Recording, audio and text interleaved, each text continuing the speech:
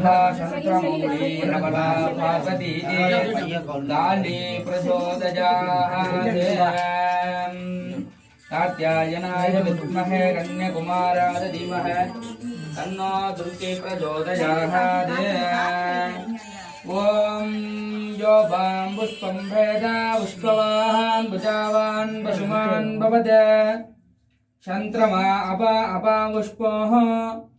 पुष्पवान् भुजावान् पशुमान् भवते ध्यायेभं